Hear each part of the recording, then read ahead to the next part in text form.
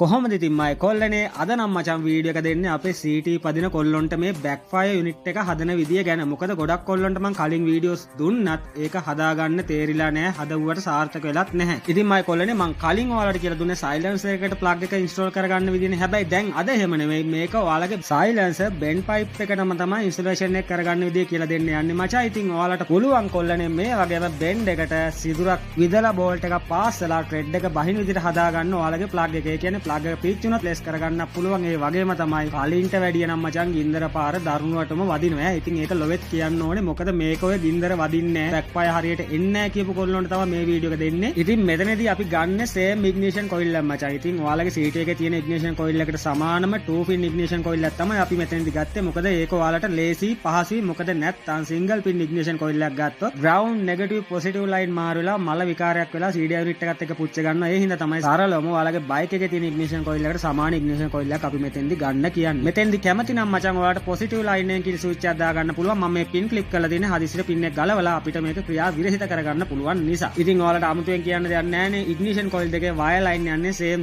මචං. ඒක වෙනස් වෙන්නේ නැහැ. පොසිටිව් නෙගටිව් මාරු කරගන්න එපා. ඉතින් ඔය විදිහට තමයි වැඩේ වෙන්නේ. ඉතින් ඔන්න CT එකේ ලොකු සයිලන්සර් බීට් කටක් තිබිලත් බෑක්ෆයර් වදින්නේ නැහැ කියපු කොල්ලොන්ට මේ විදිහට try කරලා බලන්න අනිවාර්යෙන් මචං. තදටම බෑක්ෆයර් වදිනවා. ඉතින් වැදුන් නැත්තම් තමයි සෑහෙන්න බොන්න ඕන ප්‍රශ්නයක් වෙන්නේ.